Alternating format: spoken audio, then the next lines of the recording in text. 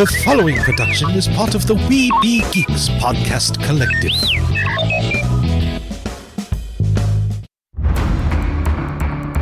From days long ago, from uncharted regions of the universe, comes a legend.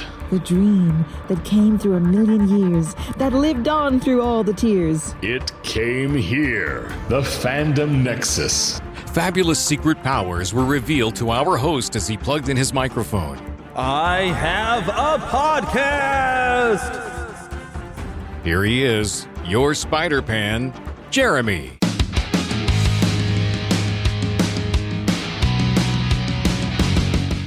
Yes, hello, I am back for some more fun with you. And basically today's just a lot of news and trailers.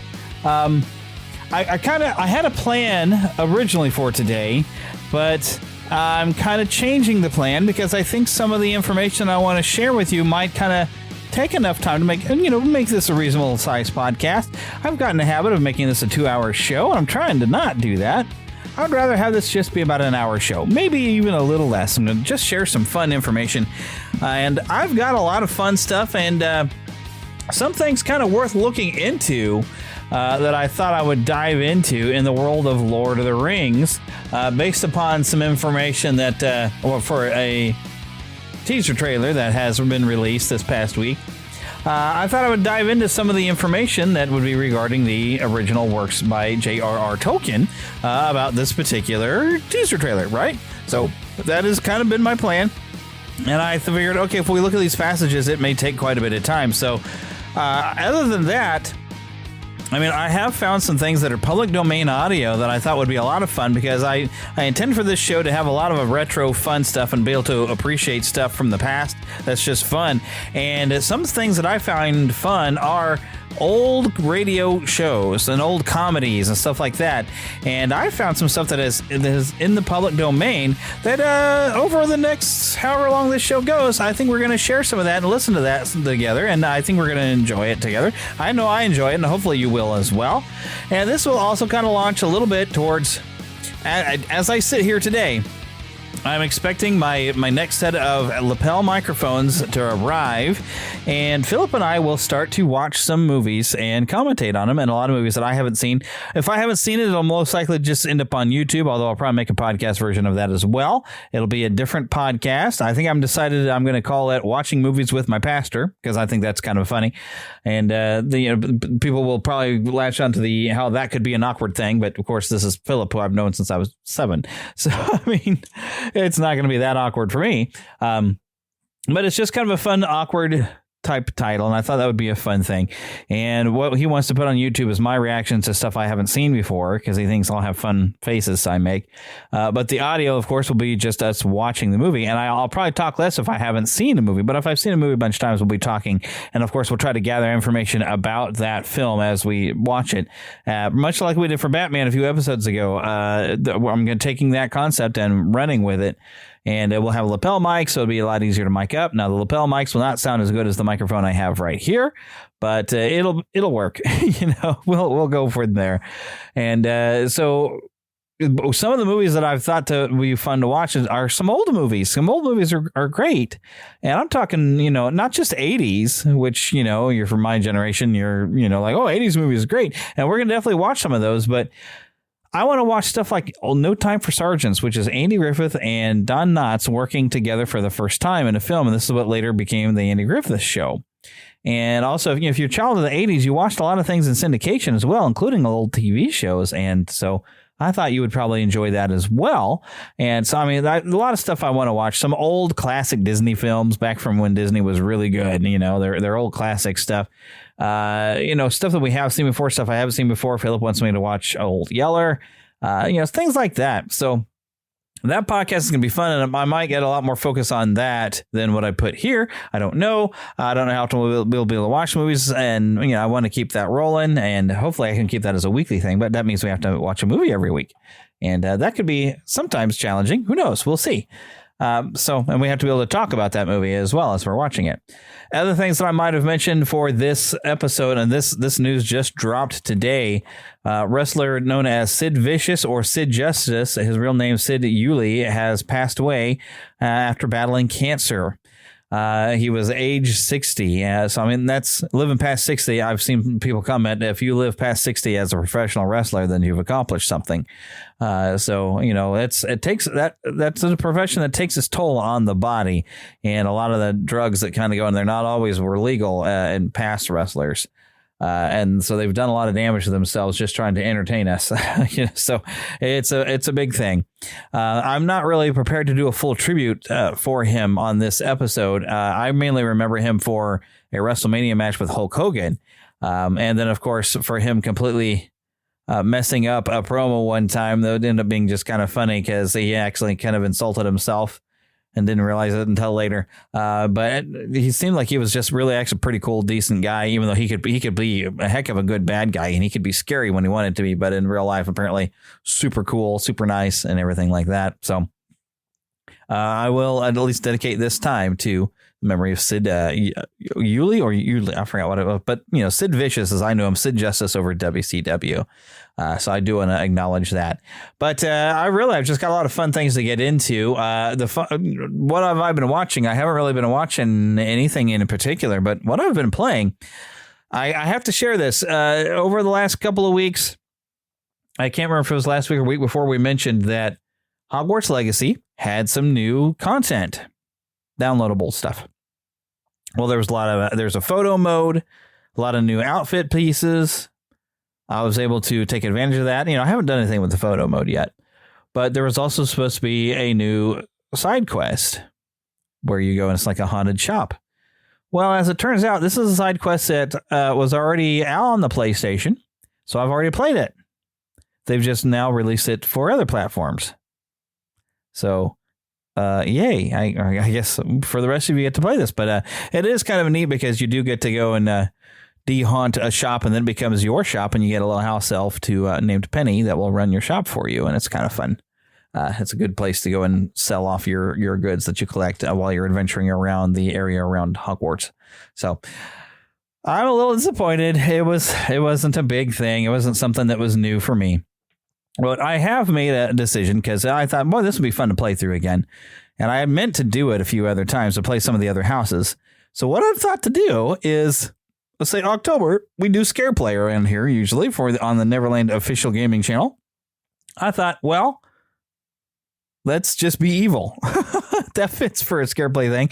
I'm going to make a new character and go all out Slytherin, make every evil choice, learn all the dark arts and everything like that, and make an evil character.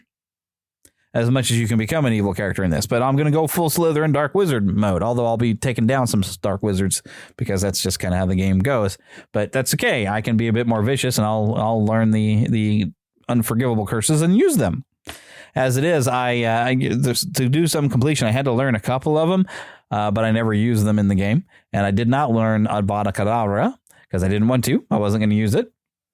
And I think there might even be an achievement, though, if I do. So I'm going to go and play through that again here this October, along with mixing in probably a bit more time playing Phasmophobia and Demonologist, which are two games. I played a little bit of Phasmophobia last year, but I never got around to playing Demonologist. It's something you play online, and I found some fun people that I was playing with, just kind of random people. I didn't get like a consistent group of people I was playing with. Maybe this year I will. But that's kind of my plan. We'll do that. So I have a plan for Scare Play this year. So make sure you're subscribed to the Neverland Official Gaming channel. I'll do either some live streaming or even just upload video. It'll be fun. We'll hopefully have some fun together doing that. So otherwise, let us get into all the fun kind of news that's going on or what happened this week. There was an event this week.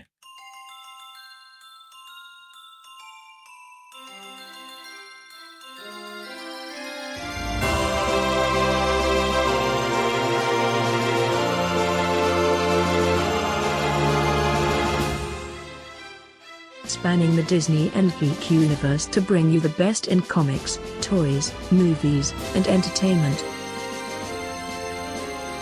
This is news from around Neverland. All right, so Gamescon, I think this is a It happens multiple times in multiple places. I haven't really dove into what all goes with Gamescom, but it's an event that seems every couple of months we have a new one.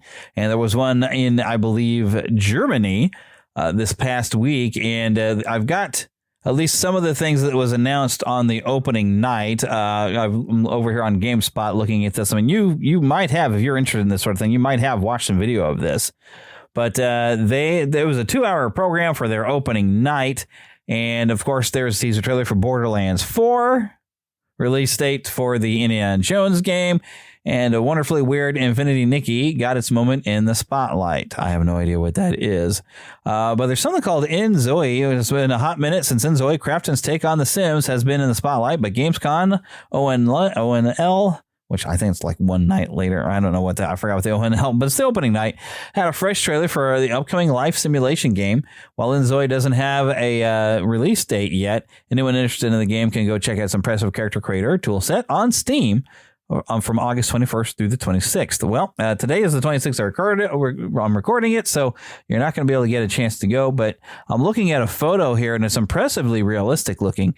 Now, I don't know. This being a life simulator, I don't know that it's going to have the goofiness of The Sims. The Sims is a little goofy, but it gets to where you're playing at life, and it can be fun for a while, but after a while you realize, man, I'm getting up, I'm going to work, and I'm playing a game, and I'm getting up and going to work and doing chores and stuff like, oh, I have to do that in real life. So The Sims is still fun, but it's fun to do the silly things. I think that's why everybody got in the habit of killing their Sims off or doing crazy stuff with them. Because we want to have fun with them. But if you play the game seriously, you realize I'm playing life.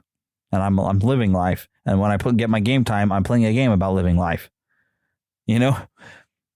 But I've played plenty of The Sims, even though that's kind of what my thought is. Anyway, Sniper Elite Resistance. It'll be out in 2025. Borderlands 4. They showed a cinematic trailer that showed a planet scarred by veins of iridium and a mysterious robotic hand reaching for the signature mask of a Pandoran bandit, and the game was going to be out in 2025. Call of Duty Black Ops 6 was announced. Goat Simulator Remastered. I've played a little bit of that one, and it's basically it's like a sandbox. You can kind of just do whatever you want. It's getting a nice fancy remaster coming for PC, PS5, and the Xbox Series X or S coming later this year. The original Goat Simulator also had some like weird side games where there would be some stories and stuff, and I haven't really dove too much of that. I like to just go in there and mess around and wreck things as a goat. It's just fun. And they skipped right to Ghost Simulator 3 when they made a sequel. They didn't do it too, just because that's the kind of goofy humor that those games have. Persona 3 Reload, episode Aegis. This is from publisher Atlas, and Persona 5's Joker will be appearing in some DLC. Just don't expect to be teaming up with the Phantom Thief, as he'll be popping up as an enemy. We have Dragon Ball Sparking Zero launching in, about a month and a half. Dying Light, The Beast, the Dark Pictures Anthology, Directive 8020. So that anthology, I thought it was going to be a trilogy at some point or something, but they just keep going with that. Lost Records, Bloom and Rage, the creators of Life is Strange, had a new trailer, and it's coming out of different parts, and they're calling them tapes. So like tape 1 is February 18th, tape 2 is coming in March 18th, that kind of thing. Infinity Nikki. Okay, so this is the thing that was mentioned. I'm looking at it. Very anime looking, and they actually say on GameSpot that they don't have any idea what's going on in this trailer. It's an open world dress up MMO, and the only thing we know is that our avatars will be fashionably adorable. And then Arc Raiders is coming back. This was announced back in 2021, and they're going to launch in 2025. Path of Exile 2. I played a little bit of Path of Exile. It's very similar to Diablo, what Diablo has become from the third game. King of Meat, which I've been seeing some stuff and some ads on YouTube. It's a co-op game. We've got Fatal Fury, City of Wolves. Yes, Fatal Fury is back. It's an SNK classic fighting game. 17 characters expected to go. Now, some of their characters from Fatal Fury, I believe, are supposed to be popping up in Street Fighter. Which one are they on? Like 6 or something? I haven't played it yet. Mecha Break, Reanimal, looking at that, it's Opening Night Live. That's what ONL was. It looks very similar to Little Nightmares from the look of it. I'm not sure if it's the same. Little Nightmare Studio revealing it's a co-op game. Dune Awakening, Do we have a release date yet? Nope, doesn't look like it, but a Dune game, that sounds a little bit like a good idea. Marvel Rivals, of course, set to launch December 6th. I think we probably knew that. Genshin Impact is coming to Xbox November 20th.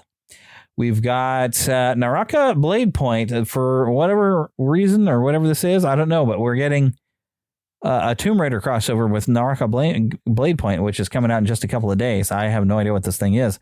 We did get announced Sid Meier's Civilization 7, which I should play more of 6. I only played like one round of 6, and I didn't know what I was doing, and I was just completely wrecked it.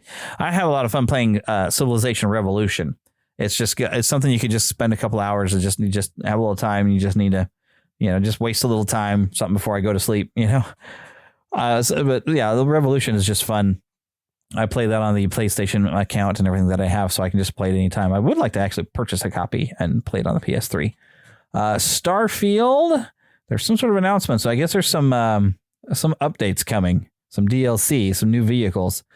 Monument Valley 3. Here was something that was almost exciting. Batman Arkham Shadow, but it's a VR game, and I don't have that kind of gear. But can you they've already done a first-person Batman game previously with the Arkham style, but I didn't get to play that one because I don't have the VR. And here's another one, and it looks cool, but I have no way to play it. I mean, that's an expensive extra that I don't have the money for. Monster Hunter Wilds. We have a Warhammer 40,000 Space Marine 2, and then Secret Level, which is the Deadpool director, is making a video game TV series. I will have trailers for some of this as we go along, and some trailers for some of these games as well. I do have audio. Towerborn, a side-scrolling action game, available in early access on PC September 10th, and Xbox version is still in development. Age of Mythology Retold, Masters of Albion, Kingdom Come Deliverance 2. They had some. You might have known that was coming if you've played the original. I should probably play it sometime. Little Nightmares 3 is coming. Squid Games Unleashed. After the breakout success of Squid Games last year, it's only a matter of time before the Korean TV series got a video game adaptation, it says. And, well, here it comes. Dark and Darker Mobile. Then, of course, Indiana Jones and the Great Circle, narrated by Troy Baker, is coming to PC and Xbox Series X and S December 9th. It will land on the PS5 in spring of 2025. So, of course, I'll be waiting until spring. Mafia, The Old Country, The First Berserker, Kazan, Diablo 4, Vessel of Hatred, World of War, The War Within. I think they mean to say World of Warcraft, because this is coming from Blizzard Entertainment. That's another expansion here. Unknown 9 Awakening. This is everything that was announced, at least on opening night. And I do have, of course, some audio that I wanted to share with you. Here is, of course, the Indiana Jones. And I haven't watched a lot of these yet, but I'm going to just share it. There's what the Gamescom reveal date trailer was like for Indiana Jones and the Great Circle. What if I told you there was a connection between ancient cultures around the world? A great circle. Does it exist? Is it the key to some lost power? That's up to you to uncover. I'm Troy Baker, and I play Indy. It's humbling playing a character that so many people, myself included, look up to. As a kid, seeing Indiana Jones in the theater for the first time was a defining moment for me. And I never would have guessed that all these years later, I would be the one wearing the hat. But here I am. It's been a dream come true. A dream that I cannot wait for you to live for yourselves. The beauty of a first-person game like this is that we all get to feel what it's like to become Indy. You are the one who cracks the whip, who feels the weight of every punch and the thrill of finding every clue. Indy is such a unique character. A professor, an archaeologist, a brawler, an explorer, the quintessential all-around adventurer. And this game has everything you'd expect from an Indiana Jones adventure. Mysterious artifacts, cunning villains, ancient discoveries, hard-hitting action. It's a world of constant danger where you've got to think on your feet to stay alive. The Great Circle spans the entire globe, from snake-filled jungle temples to scorpion-riddled desert tombs. Stunning open areas to explore freely, full of secrets for you to discover. And you'll get more than just the classic whip and revolver. Indy's journal and his camera will immerse you in the mystery, providing extra info on all of your finds so you can appreciate all of the little historical details he obsesses over. And those details are your key to solving the ancient puzzles that hold the secrets you're after. But ancient secrets don't come easy. It's best to have an exit strategy. This is an incredible new way to experience Indiana Jones, and I can't wait for you to play it. Hold on to your hat.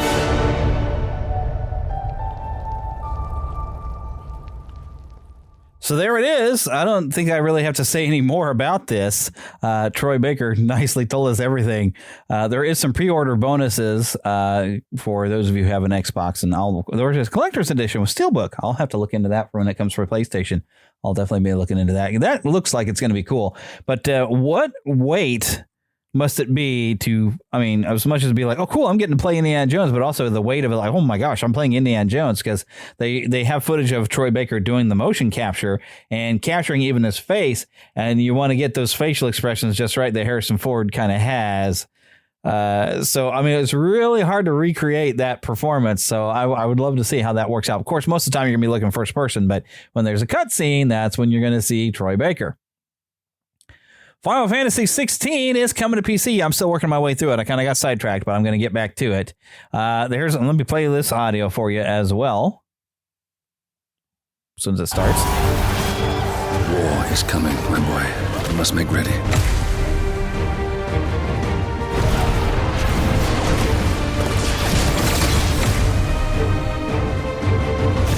Years ago, I watched a dominant kill my brother right in front of me, and I did nothing. But now I can.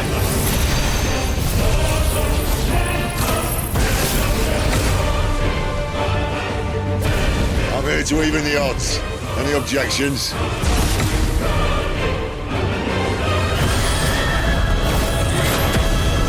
Come, little lamb, to the slaughter with you.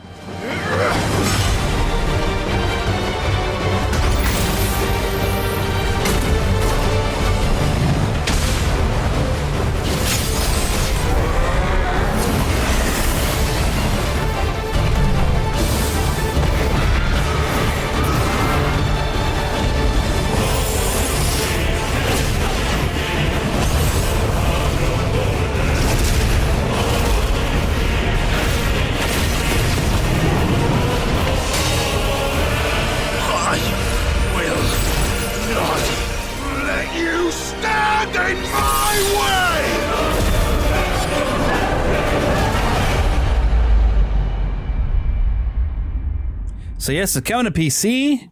Demo is available on Steam right now, and I think even through Epic Games. Also, we do get the DLC. There's 2 bits of DLC that are both going to be available on PC when it releases. I am planning to get the DLC at some point here soon.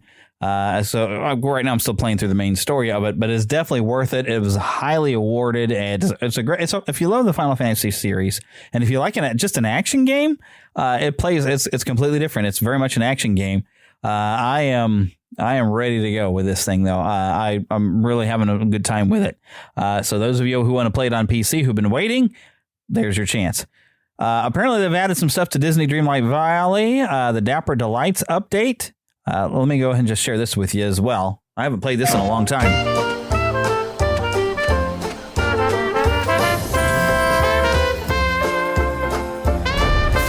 Well, this doesn't seem to have much talking in it, but Tiana is joining with Tiana's Palace, even.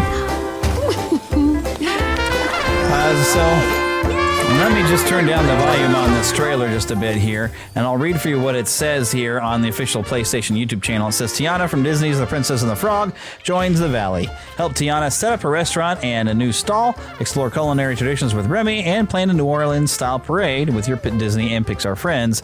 Bring some Roaring 20s style and swing in with a Dapper Delight Star Path, which includes new flapper-inspired fashions and furniture, and a dapper new look for Donald Duck, and more.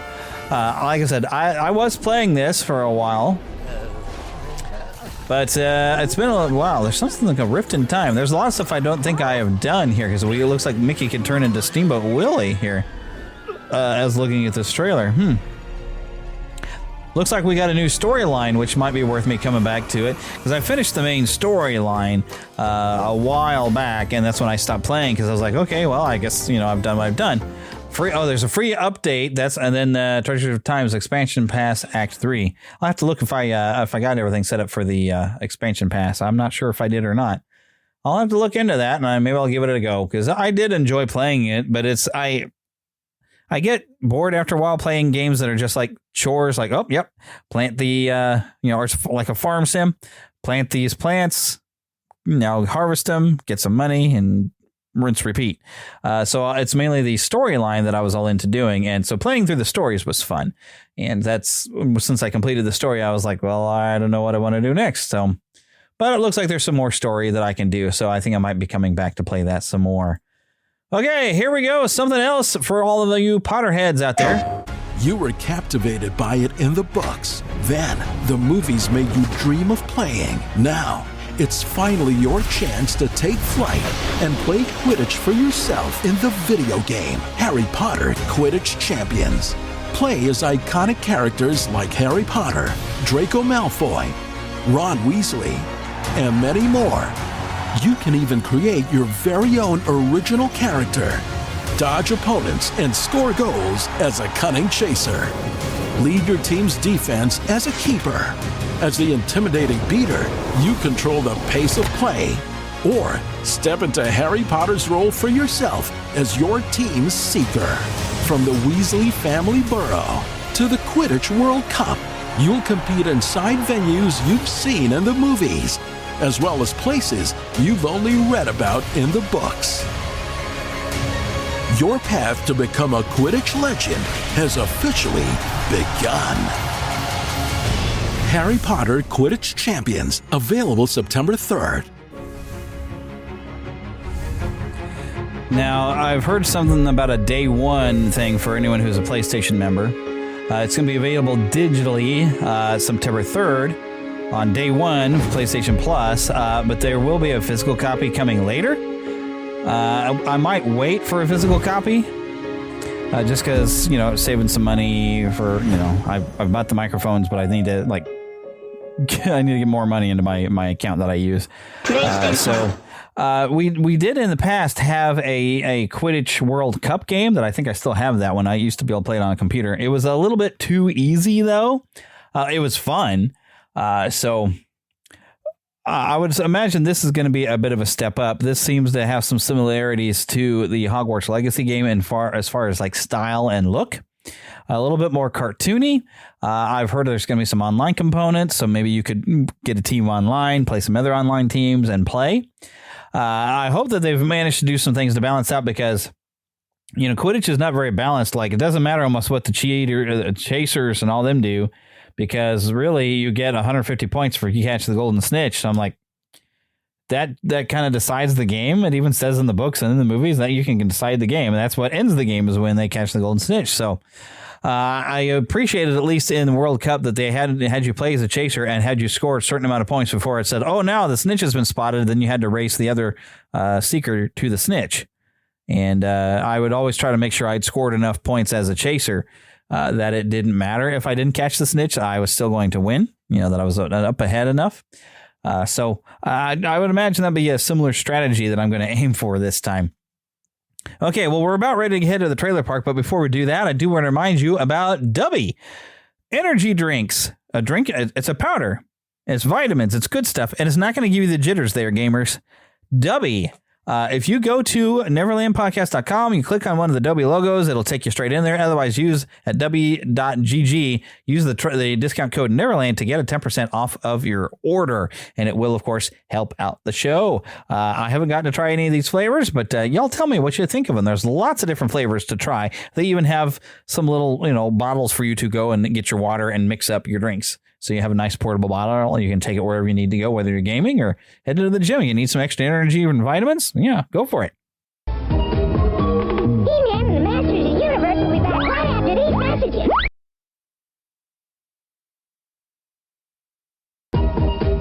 And now back to He-Man and the Masters of the Universe. All right, now it's time to head to the trailer park. Mama, now the gator Anybody in the house? Another gator?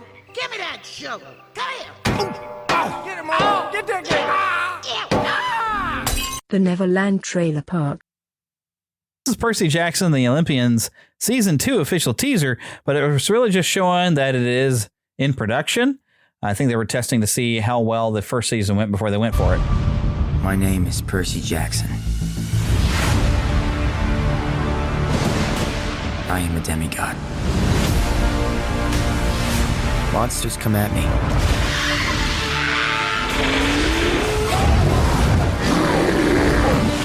So did the gods.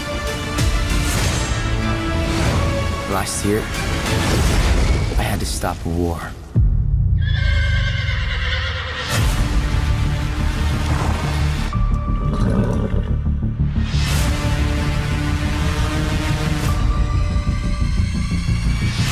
But that is just the beginning.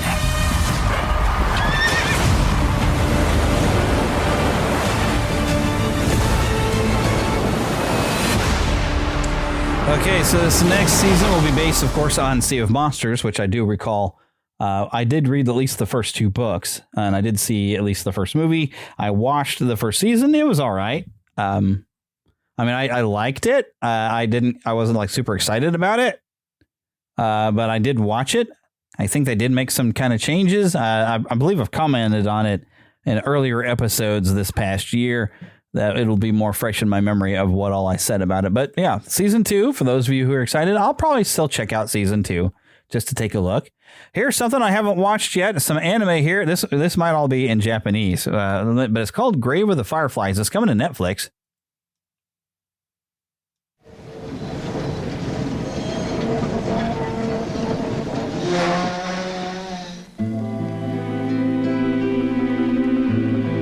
So far, no dialogue. I'm waiting for somebody to speak.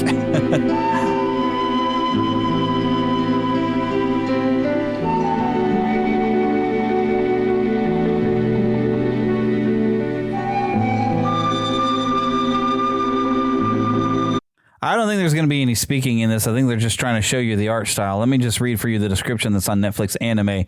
Orphans Seita and Setsuko and the voice actors mentioned here are Japanese, so I think it's going to be in its original language.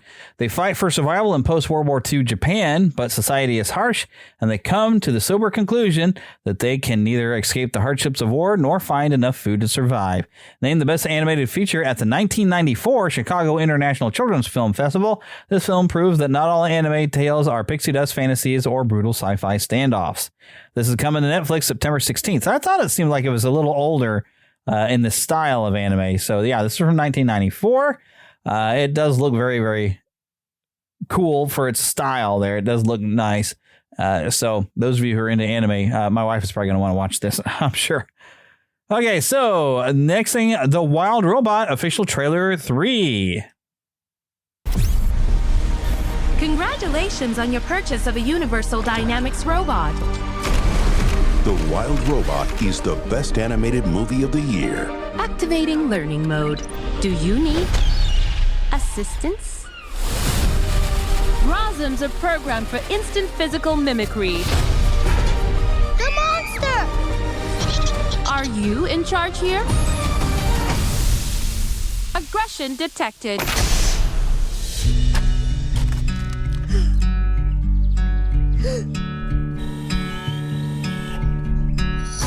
You can call me Roz.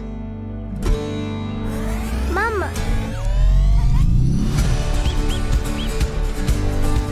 You're his mother now. He needs to swim and fly. Fly!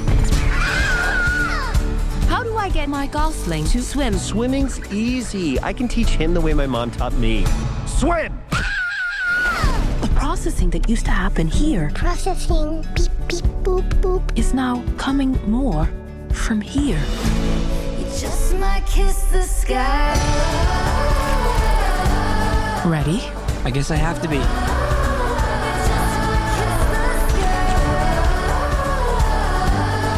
Sometimes to survive,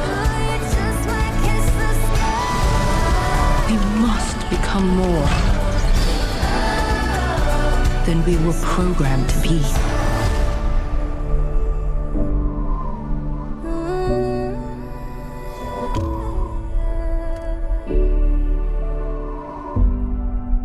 Coming October 18th from DreamWorks, The Wild Robot.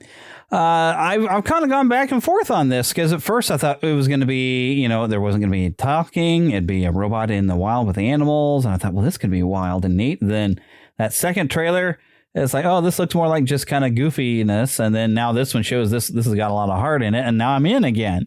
I'm definitely going to have to check this thing out. So, yeah, The Wild Robot, they've got my interest again. I want to see this. Some of the jokes might be a little corny, but you know what? That's fine. It looks like it's got a lot of heart and soul to this. So they got my attention again. So, yeah, we'll definitely be checking that one out later. All right, let's see what we got next here on the list. Secret Level. Remember mentioning this at Gamescom?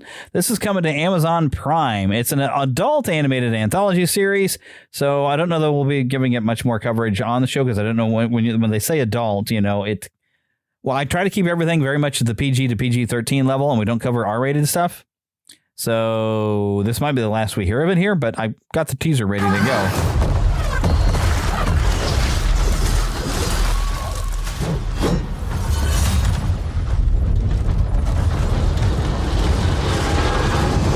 It's time. This world has waited for your arrival.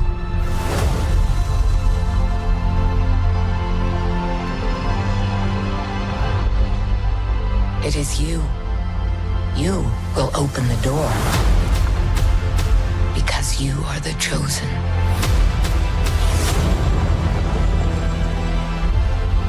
All those moments.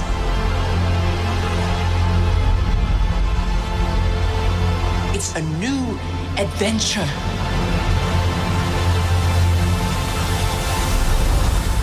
Just for you.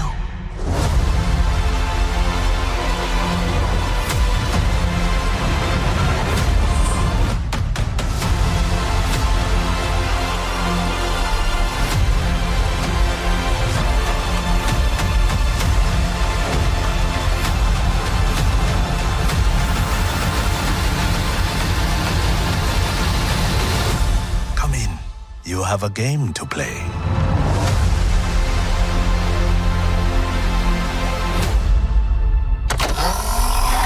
Okay, December 10th. And let me just pause that. It's trying to do an ad. Let me just read what they have here on the Prime Videos channel. Secret Level is a new adult animated anthology series featuring the original stories set within the worlds of some of the most beloved video games. From the creative minds behind Love, Death, and Robots, each of the 15 episodes is a celebration of games and gamers. Games that inspired the 15 epic stories include Armored Core, Concord, Crossfire, Dungeons & Dragons, Exodus, Honor of Kings, Mega Man, New World, Eternum, those of you who are fans of that game, Pac-Man, various PlayStation Studios games, Sifu, Spelunky, The Outer Worlds, Unreal Tournament, and Warhammer 40,000. Secret Level arrives, on Prime Video December 10th. There's not a whole lot of games in there that I've played or even heard of. So we'll just kind of see. Of 15 episodes, they're bound to have some stuff. I don't know what the PlayStation Studio games, other than it looks like we have some God of War thrown in there. I'd be interested to see what they do with Pac-Man and Mega Man. And Dungeons and Dragons might be fun. And then, check out what they do for some PlayStation Studios games. But a lot of these other games I've never played or maybe even never heard of, like New World, Eternium. Never heard of it. Or Exodus, Honor of Kings, Concord, Crossfire. Never heard of these games. But they say that they're beloved, so somebody must love them out there. Or at least they decided they're beloved and they didn't ask gamers, hey, did you ever play this? I don't know. Maybe they're a bunch of PC games. Here's something that I just found out about today. I had to skip the first 15 seconds of it because it plays the old classic Superman theme of John Williams. And I would probably just get kicked out of YouTube when the podcast goes over into Google Podcasts. So this is Super/Man, the Christopher Reeve story. It's a documentary.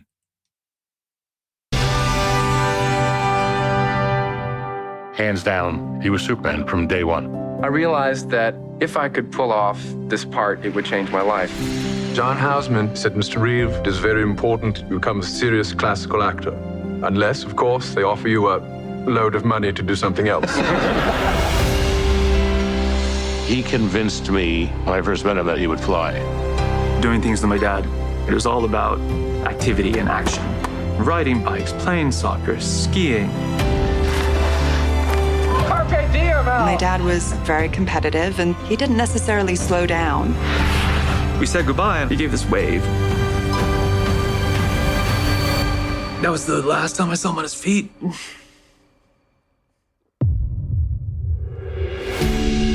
Mr. Grieve currently has no movement or spontaneous respiration. Superman, crazy. Just that simple little thing over the horse. I'd ruined my life and everybody else's. I won't be able to ski, sail, throw a ball to Will. Won't be able to make love to Dana. Maybe we should let me go. She came flying in, and she just yelled, "I love you. I love you." And then she said the words that saved my life.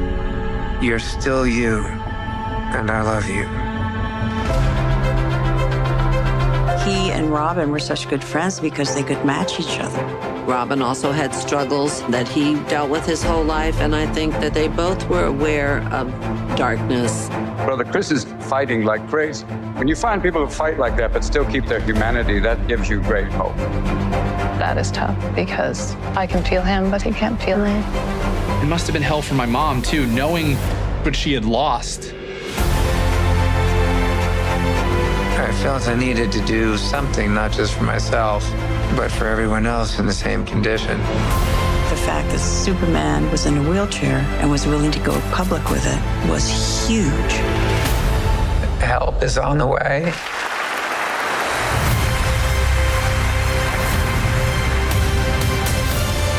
The Christopher and Dana Reeve Paralysis Act. People are literally walking because of him. What is a hero? My answer was that a hero is someone who commits a courageous action without considering the consequences. Now my definition is completely different. I think a hero is an ordinary individual who finds the strength to persevere and endure in spite of overwhelming obstacles. I wouldn't have missed this for the world.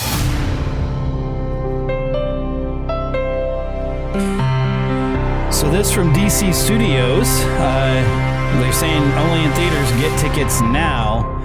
It's supposed to be in theaters September 21st and September 25th, which makes me think, is it only going to be like 2 different days? And then after that, I guess the money's going into the Christopher and Dana Reeve Fund, which they did look into a lot of research to try to fix paralysis. I mean, really, nerve damage. Once nerves are damaged, they don't get healed. But there's a lot of things that got looked at to try to regrow it, and they did a lot of research. And I'm sure it's all going to be in the film for those of you who want to go. I feel like I'd be really depressed watching it. So I don't know that I'm all that super interested, but I'm also kind of interested. I mean, he was my Superman when I was a kid, even if all the movies that he did, 2 of them are worth watching. 3rd one, maybe. 4th one, don't bother. But still, that was the Superman. That's how I grew up. All right. So here is where we're going to turn a corner, and we're going to look at an animated film from the producers that brought you the classic Lord of the Rings films back in 2001, 2, and 3, I believe is when we had those. This is War of the Rohirrim.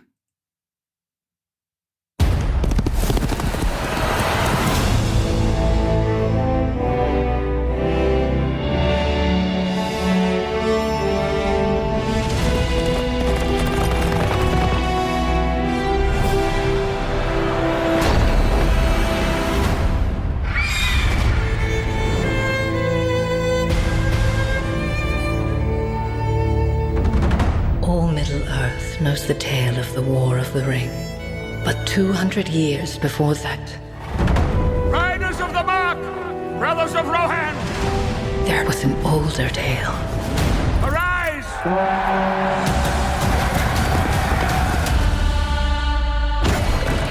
We come with an offer to strengthen Rohan. Hera, daughter of Helm, I, Wolf, seek your hand in marriage. Our fathers speak as if I were not even in the room. I do not want to marry you. You do not seek an alliance. You seek a throne. You will live to regret this, old man. He's dead. You will pay for this with your life. The boy I knew would never wish for war. The boy you knew is gone. Fire! There's so many of them. I pledged to fight for my king. You know nothing of war. I'm the fastest rider you have.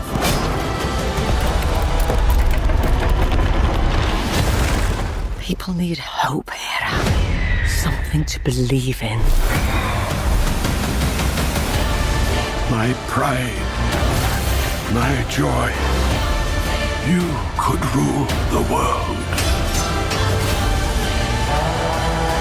You think I am afraid of you?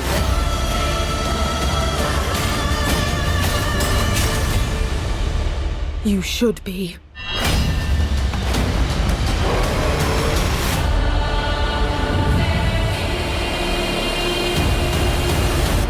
What does Mordor want with rings? So this is coming this Christmas, directed by an animation director apparently very well known. He's legendary, it says. Kenji Kamiyama. This is coming to theaters this Christmas. So let me read some of the description. It's based on the revered books by J.R.R. Tolkien. It says, under the direction of award-winning filmmaker Kenji Kamiyama, he did the Blade Runner Black Lotus, Ghost in the Shell standalone complex TV series. Talented voice cast led by Brian Cox from Succession as Helm Hammerhand, the mighty king of Rohan, Gaia Wise, A Walk in the Woods as his daughter Hera, and Luke Pascalanos from Snowpiercer as Wolf. Miranda Otto will deliver an unforgettable award-winning performance in the Lord of the Rings trilogy, reprises her role as Eowyn, Shield Maiden of Rohan, who serves as the tale's narrator. The voice ensemble, which includes Lorraine Ashburn, Yazdan Kwafuri, Benjamin Wainwright, Lawrence Ubong Williams, Sean Dooley, Michael Wildman, Jude Akuwudike, Balil Hasna, and Janine Davutsky.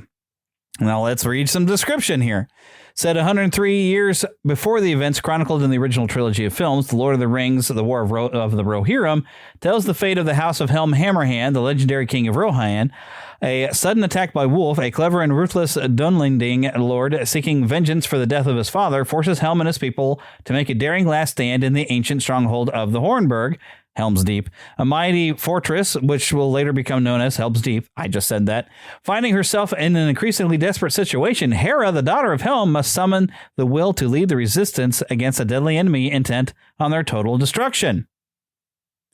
The last part's where they're going to get in trouble.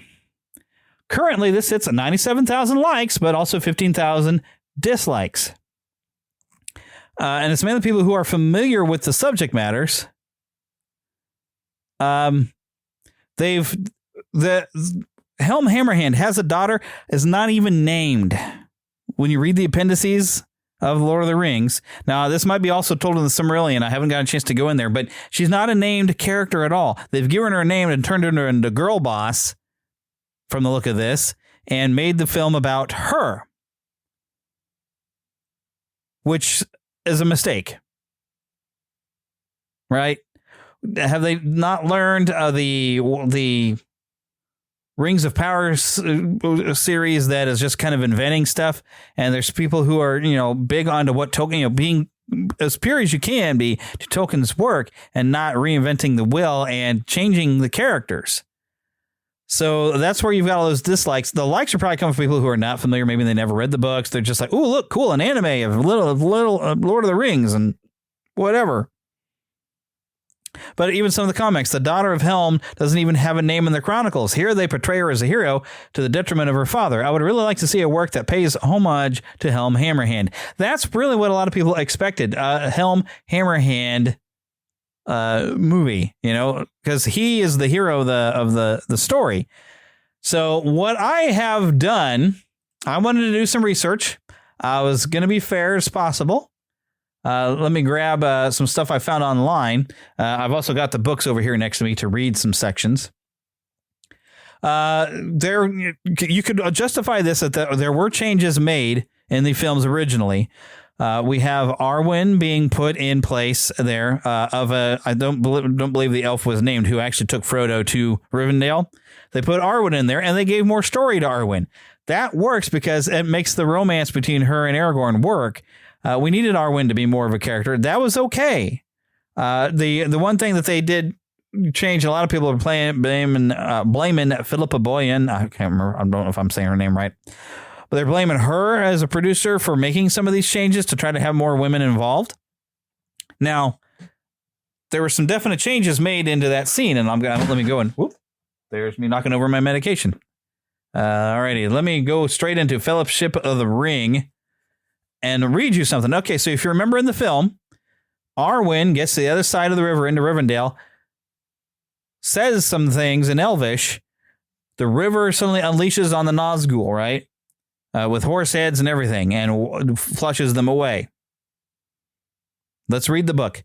Who made the flood? Asked Frodo. Elrond commanded it, answered Gandalf. The river of this valley is under his power, and it will rise in anger when he has great need to bar the ford. As soon as the captain of the ring wraiths rode into the water, the flood was released. If I may say so, I added a few touches of my own. You may not have noticed, but some of the waves took the form of great white horses with shining white riders, and there were many rolling and grinding boulders. For a moment, I was afraid that we had let loose too fierce a wrath, and the flood would get out of hand and wash you all away. There is a great vigor in the waters that come down from the snows of the Misty Mountains. Okay, so Arwen didn't do a thing. Now, I've taken into the film that Arwen was doing something where she's calling out to let her father know, I'll release the river. Now, I'm safe on the other side, and they're in it. So I've taken it at that, but of course, as presented, it's as if she has some sort of magic, which the elves don't really have a magic. Only the wizards do. The wizards are more of a divine being, and the real magic comes from them. But they can set things up to, okay, we can hold back the river, and now we can release it. You know, there's practical things they can do. But there's not generally a lot of magic around the elves. There's a little bit of semblance of magic, but not really. But that was changed for the film, it seems. It seems like we're trying to make it show that Arwen had done it, like Arwen had taken out the Nazgul. No, she didn't. Not in the books. And it wasn't even Arwen. But even in the film, I don't take it as her doing it. I take it as calling her out to her father, saying, all right, release it, release the river. And Gandalf, of course, is on hand just to add a little spice, you know. So we see that already we've had some changes trying to give the women a bit more character. Now, another big thing that has been made is the Eowyn and no man can kill the Witch King, head of the Nazgul, of the nine of the Black Riders, right? There's this old prophecy. Well, now here's the thing. Was it because she's a woman that Eowyn was able to kill him? Or was there something else? So let's look into the books.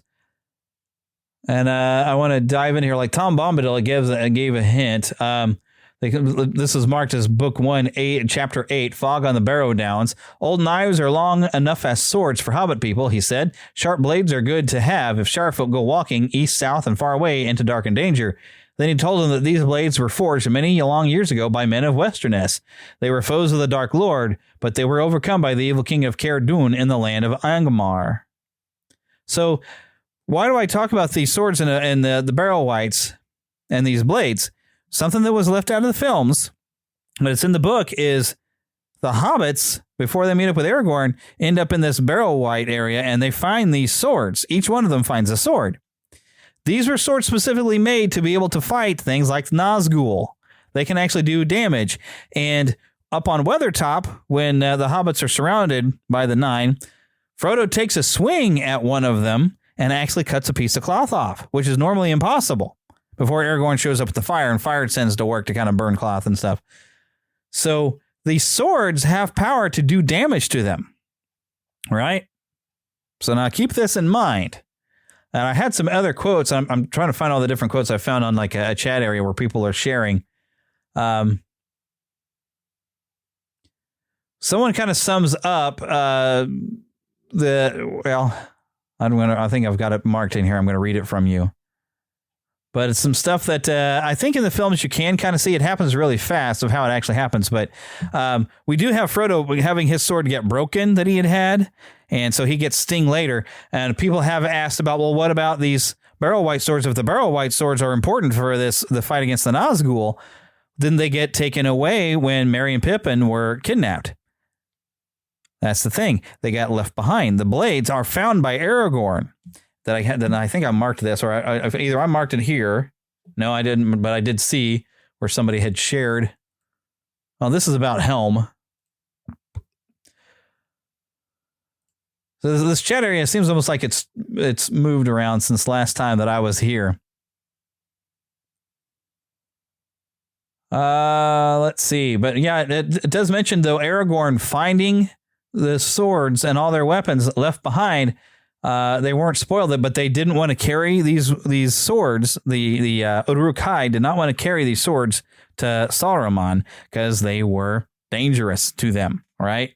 So they didn't want to bring them around because these were specifically made to harm like stuff like the Nazgul. They're like the Master Sword in Legends of Zelda. They're very specific. Now, let me read. Here's a section on Return of the King. Now, I don't know if this is what I've got marked, but I did find where somebody has brought this up. Oh, no, I've got the appendices marked here that tells the story of the Ring of Rohirrim. But here's a Return of the King. Somebody's copied this over.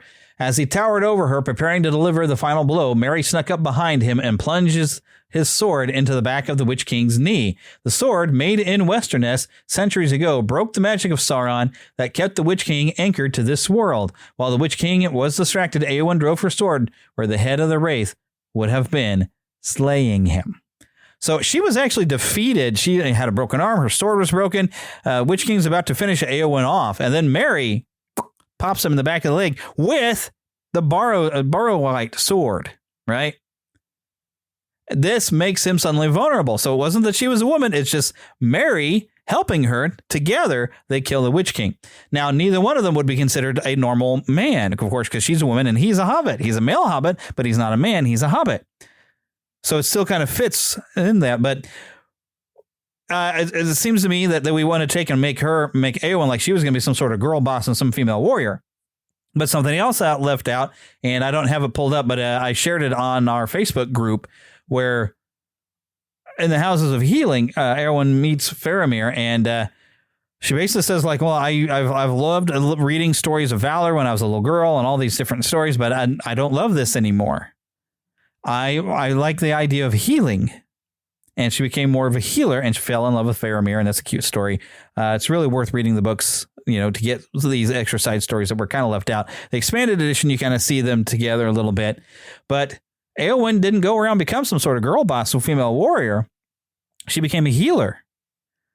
And I think what this is showing, I mean, when you look at C.S. Lewis and J.R.R. Tolkien, they saw war in World War I. They know how nasty it is. Now, some people try to say that Tolkien just didn't have a respect for women. And I don't think that's the case. It seems to be the case he had enough respect for him that he wouldn't want a woman to have to go into war. C.S. Lewis actually did write in the Lion, Witch, and the Wardrobe. He tells the Father Christmas. I was about to say Santa Claus. Father Christmas tells Susan and Lucy, I don't intend you to fight in the battle because battles are ugly when women fight. There is enough respect that women should not have to go through a war and battle and run around in the mud and the blood and the smell and the human waste and bodies. It's horrible. It's nasty.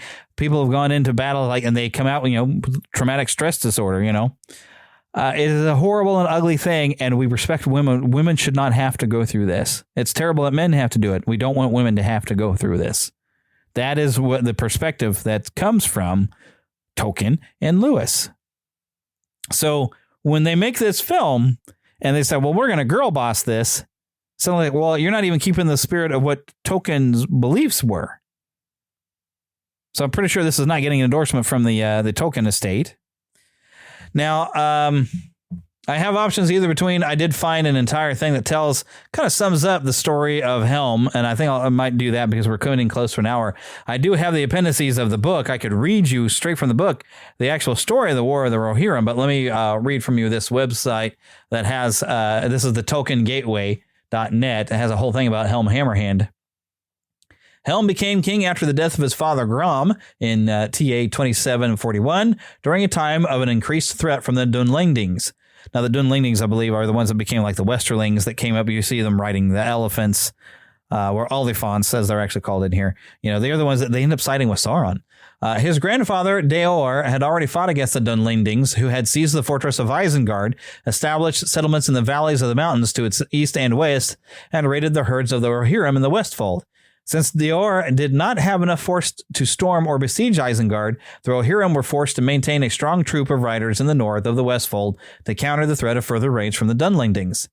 In 2754, Freka, a rich and powerful man with wide lands both side of the river Adorn, who claimed to be descended from the king Frewine, I don't know if I'm saying this right, yet he was said to have much Dunlending blood, was called to a council by Helm. Freka rode to Edoras with a great force of men and asked Helm for the hand of his daughter for his son Wulf.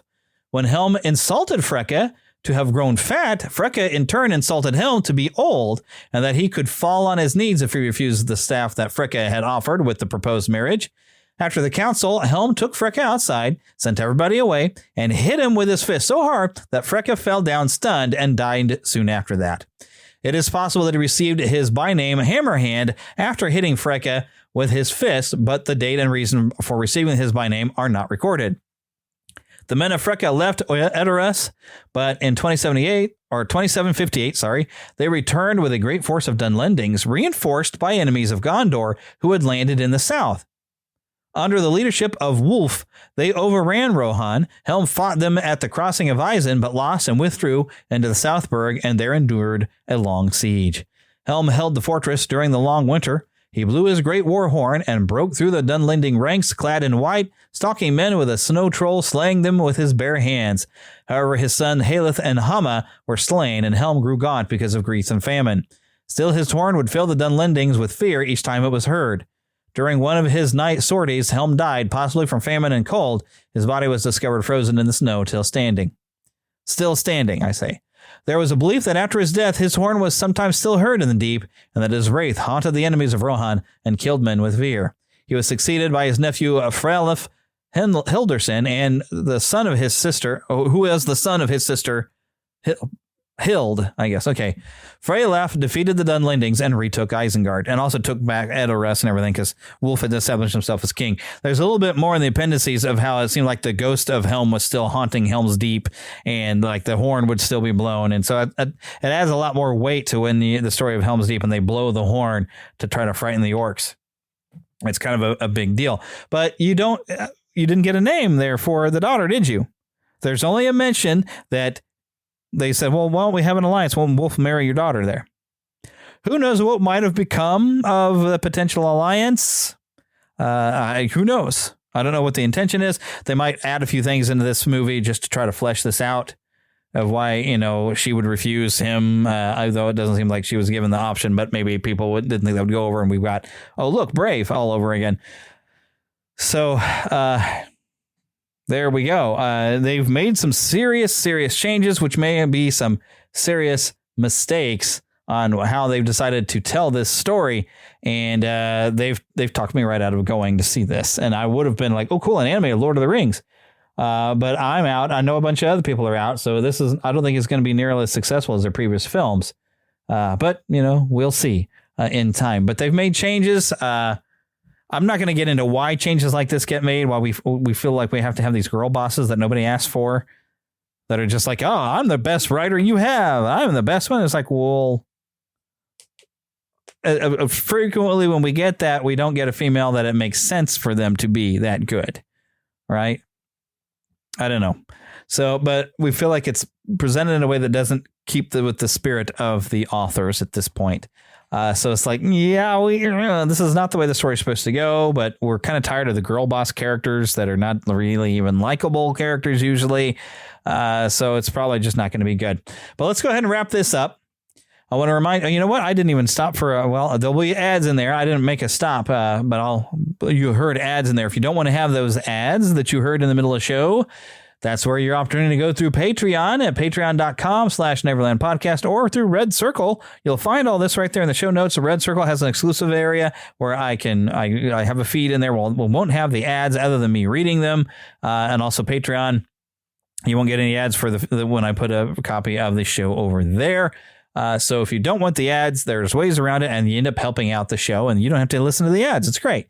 The only ads you will get, when I say stuff like Podgagement, go to neverlandpodcast.com. You'll find all about Podgagement. It is a fantastic service. If you happen to have a podcast and you want to get your reviews from around the world, Podgagement is your way to do it. There's so many new features coming on with Podgagement.